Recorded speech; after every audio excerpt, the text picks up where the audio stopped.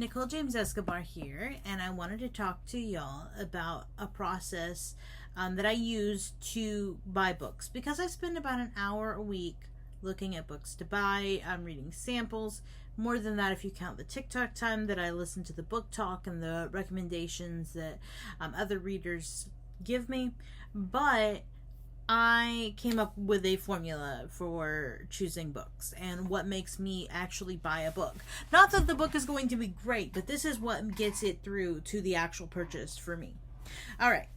So I'm going to use one of my favorite books as the sample for how I'm going to approach these book reviews going forward. And there was a formula. Okay, so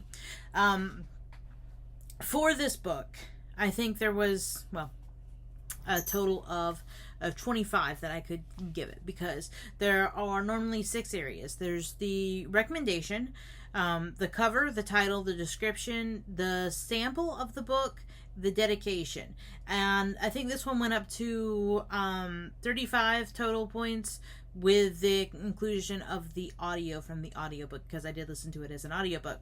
All right, so let's get started with the recommendation. I found this through Book Talk. One of the authors that I liked was included on this one person's recommendation. One of the books was by Robin Hobb. I forget which one it was, but then the Lies of Locke Lamora came up, and I'm like, okay, let me check out the Lies of Locke Lamora. So then I went on to iBooks, and the first thing I saw was the cover, which I gave it a 5 out of 5. It's a beautiful blue cover with some silhouettes on it. It's absolutely gorgeous. Honestly, this is my favorite version of the cover, even though I have it in another cover. The title, 5 out of 5. The Lies of Locke Lamora. Beautiful. I mean, have you ever read another book that had such a beautiful title? I mean, it's so original, so unique. We meet the title character, Locke Lamora. In the beginning of the book, we don't even open the book and we meet him. Locke Lamora. I went ahead and looked at the description, 4 out of 5. All right, so we're doing pretty good over here.